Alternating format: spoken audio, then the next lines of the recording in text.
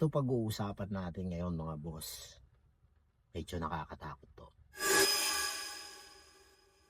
Narinig nyo na siguro o nakita nyo na siguro yung kumakalat ngayon na ipinapasang batas para sa mga undocumented.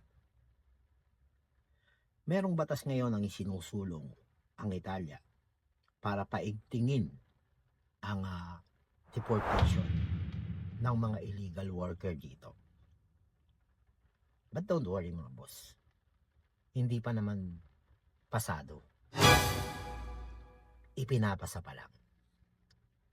Kasi ang pagtimbang niyan mga boss, hindi ibig sabihin na may nag-ahin yan, may papasa yan.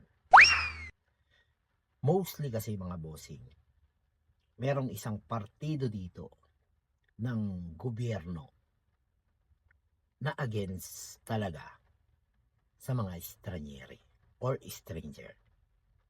At yung mga batas na gustong gawin nun, laging tumatama doon sa mga katulad natin.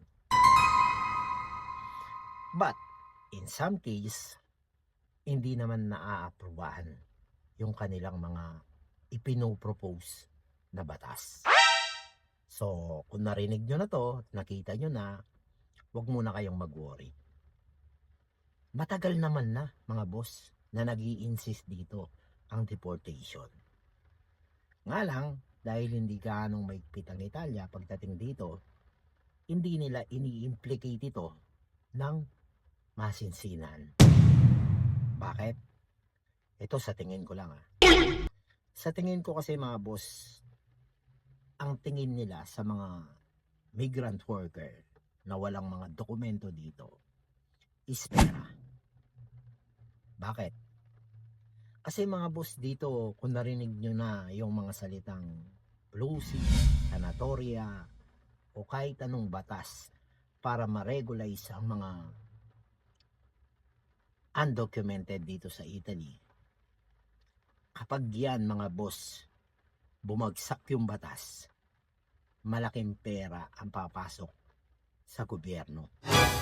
Dahil dito, kapag nag-process ka ng yung papel, laging may katumbas na alaga.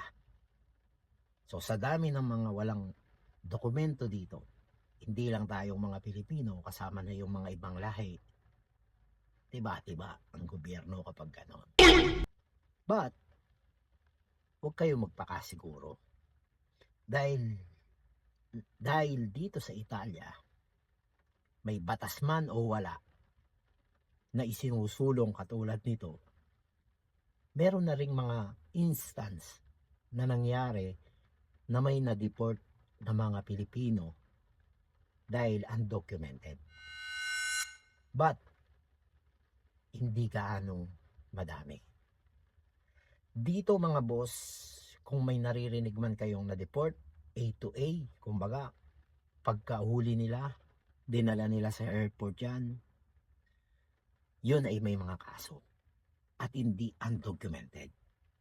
Meron silang mga kaso dito sa Italia na hindi natin alam.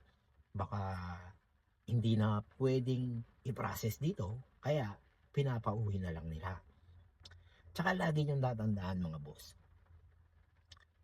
sa sugal na pinasok nyo nung nag-decision kayo na pumunta dito sa Italia, laging may possibility na matalo.